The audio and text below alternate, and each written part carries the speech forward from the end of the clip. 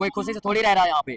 सब लोग को दुख है कि इतने बड़े लेवल पे आप भ्रष्टाचार करके 30 से ज्यादा बच्चों के हत्यारा बन के अगर आप गद्दी नहीं छोड़ रहे हो तो हम लोग जंतर मंतर क्यों छोड़ दें। आप इतना बड़ा लेवल पे भ्रष्टाचार करके पेपर लीक करवा के 2 करोड़ से ज्यादा बच्चों को डिस्टर्ब करके आप अगर गद्दी नहीं छोड़ रहे हो तो हम जंतर मंतर क्यों छोड़ दें। दोनों लोग किसी एक स्थान को नहीं छोड़ना चाह रहे हैं। फर्क इतना है कि मैं जंतर मंतर इसलिए नहीं छोड़ना चाह रहा हूँ कि अगर मैं छोड़ दिया तो देश के जो हमारे बच्चे हैं वो शहीद हुए उनको न्याय नहीं मिल पाएगा। जो 2 करोड़ से ज्यादा विद्यार्थी प्रभावित हुए हैं पेपर लीक से उनको न्याय नहीं मिल पाएगा। मैं इसलिए नहीं छोड़ रहा हूँ। वो इसलिए नहीं छोड़ रहा है कि वो अपने अहंकार में डूबा हुआ है। वो कई सारा कत्ल करके 30 से जो बच्चे मतलब सुसाइड किए हैं वो सुसाइड नहीं है सर, वो हत्या है। 30 से ज्यादा बच्चों की हत्या करके वो गद्दी नहीं छोड़ रहा है। फर्क ये दोनों में, उसको गद्दी छोड़नी पड़ेगी। उम्मीद है जल्दी छोड़ेगा। जाना पड़ रहा है हमको मजबूर होकर, क्योंकि अभी तक हम लोग सोच रहे थे कि यहाँ पे हम लोग शांतिपूर्ण प्रदर्शन कर रहे हैं, उनका कुछ मतलब फैसला आएगा और मतलब इस्तीफा लिया जाएगा। बट अभी मोदी सरकार भी सो रही है, उनकी बुद्धि भी मरी हुई है, थोड़ी भी नैतिकता नहीं बची है। सब लोग मर चुके हैं। वो एक नैतिकता के आधार पर सब लोग मर चुके हैं। अभी तक कोई फैसला नहीं आया, इसलिए मजबूर में होकर हम लोग को संसद तक जाना पड़ रहा है। आप कहाँ रहते हो? मैं दिल्ली के जंतर मंतर के रोड में रहता हूँ। खाते क्या हो? वही जो सब खाते हैं देश के अंदर, बस कुछ लोगों को छोड़ के, गोदी मीडिया को छोड़ के वो कुछ और ही खाते हैं। अब हिंदी में बोलते हो कि इंग्लिश में बोलते हो, मराठी में बोलते हो? नहीं, मैं हिंदी में बोलता हूँ।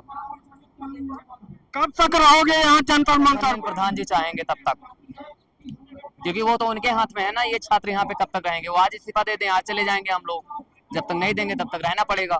कोई खुशी से थोड़ी रह रहा है यहाँ पे। सब लोग को दुख है कि इतने बड़े लेवल पे आप भ्रष्टाचार करके 30 से ज्यादा बच्चों के हत्यारा बन के अगर आप गद्दी नहीं छोड़ रहे हो तो हम लोग जंतर मंतर क्यों छोड़ दें। आप इतना बड़ा लेवल पे भ्रष्टाचार करके पेपर लीक करवा के 2 करोड़ से ज्यादा बच्चों को डिस्टर्ब करके आप अगर गद्दी नहीं छोड़ रहे हो तो हम जंतर मंतर क्यों छोड़ दें। दोनों लोग किसी एक स्थान को नहीं छोड़ना चाह रहे हैं। फर्क इतना है कि मैं जंतर मंतर इसलिए नहीं छोड़ना चाह रहा हूँ कि अगर मैं छोड़ दिया तो देश के जो हमारे बच्चे हैं वो शहीद हुए उनको न्याय नहीं मिल पाएगा। जो 2 करोड़ से ज्यादा विद्यार्थी प्रभावित हुए हैं पेपर लीक से उनको न्याय नहीं मिल पाएगा। मैं इसलिए नहीं छोड़ रहा हूँ। वो इसलिए नहीं छोड़ रहा है कि वो अपने अहंकार में डूबा हुआ है। वो कई सारा कत्ल करके 30 से जो बच्चे मतलब सुसाइड किए हैं वो सुसाइड नहीं है सर, वो हत्या है। 30 से ज्यादा बच्चों की हत्या करके वो गद्दी नहीं छोड़ रहा है। फर्क ये दोनों में, उसको गद्दी छोड़नी पड़ेगी। उम्मीद है जल्दी छोड़ेगा वो। तो आप संसद में भी जा रहे हो क्या? बिल्कुल, संसद में जा नहीं रहे हैं सर, जाना पड़ रहा है हमको मजबूर होके, क्योंकि अभी तक हम लोग सोच रहे थे कि यहाँ पे हम लोग शांतिपूर्ण प्रदर्शन कर रहे हैं, उनका कुछ मतलब फैसला आएगा और मतलब इस्तीफा लिया जाएगा। बट अभी मोदी सरकार भी सो रही है, उनकी बुद्धि भी मरी हुई है, थोड़ी भी नैतिकता नहीं बची है। सब लोग मर चुके हैं। वो एक नैतिकता के आधार पर सब लोग मर चुके हैं।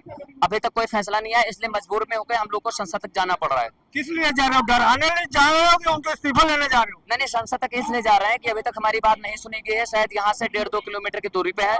दिल्ली में ट्रैफिक ज्यादा लगता है, इसलिए वहां तक आवाज ना पहुंच पाई हो, गाड़ी मोटर चलता है इस वजह से।